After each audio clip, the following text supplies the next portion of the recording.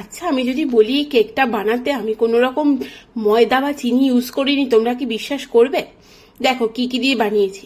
প্রথমেই নিয়ে নিয়েছি 4টে একটু বেশি পাকা কলা। যদি তোমরা একটু বেশি পাকা কলা এখানে ইউজ করো তাহলে তার মিষ্টত্বটা বেশি হয় এবং কেকটা আরো অনেক বেশি সুন্দর হয়।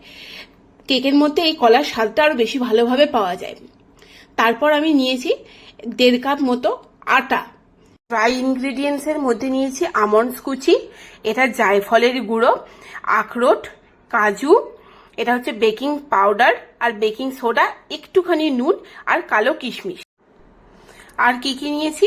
প্রথমেই নিয়েছি হচ্ছে 1 কাপ গুঁড়ো গুড়, আর নিয়েছি 1/2 কাপ মেল্টেড বাটার, আমি এটাকে কিন্তু গলিয়ে নিয়েছি। আর নিয়েছি 1 কাপ টক দই, বাড়িতে পাতা টক দই। এরপর আমি মিক্সিতে কলা, গুড় আর দইটাকে ভালো করে ঘুরিয়ে নিয়েছি এবং এরপর তার উপর ওপর থেকে অ্যাড করেছি মেল্টেড বাটার। আর সব ড্রাই ইনগ্রিডিয়েন্টসগুলো প্রথমে নিয়ে নিয়েছি, ড্রাই ফ্রুটসগুলো বাদে। এরপর সব জিনিসগুলোকে ভালো করে আমি একবার মিক্স করে নিয়েছি।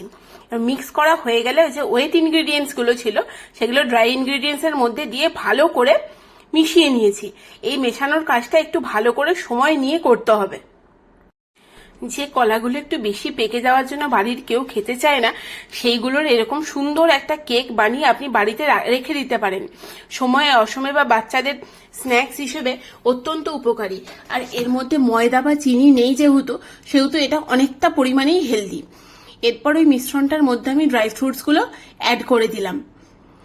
অ্যাড করে দেওয়ার পর একবার হালকা হাতে এইগুলো সবগুলোকে মিশিয়ে নিচ্ছি।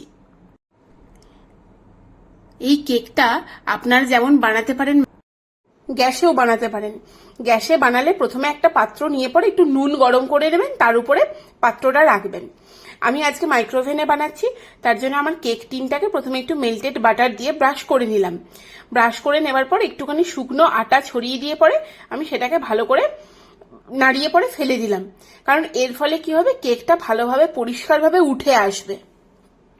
আচ্ছা, আপনারা কি খেয়াল করলেন আমি এই কেকের মধ্যে কিন্তু ডিম দিইনি? যদি আপনারা ডিম দিতে চান তাহলে দইয়ের বদলে ডিমটা দিতেই পারেন। ডিম দিলেও অত্যন্ত টেস্টি হয়, তবে ডিম না দিলেও কোনো অংশেই কিন্তু খারাপ হয় না।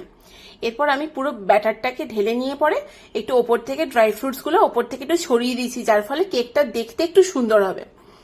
এরপর একটু ট্যাপ করে নেবেন। ট্যাপ করে নিলে ভেতরে আর কোনো হাওয়া থাকে না, যার ফলে কেকটা সুন্দরভাবে বেক হয়। এরপর আমি প্রিহিট করে নিয়েছি 10 মিনিটের জন্য। প্রিহিট করার পর আমি এটাকে বেক হতে দিলাম। কনভেকশন মোডে আমি বেক হতে দিয়েছি 140 ডিগ্রিতে 25 মিনিটের জন্য। এরপর দেখুন 25 মিনিটের পর আমার কেক কিন্তু পুরোপুরি রেডি। এই কেকটা কতটা সফট হয়েছে আপনারা জাস্ট দেখুন।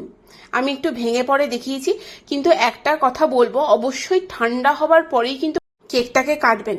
আর যদি আমার রেসিপি ভালো লাগে তাহলে ফলো করবেন।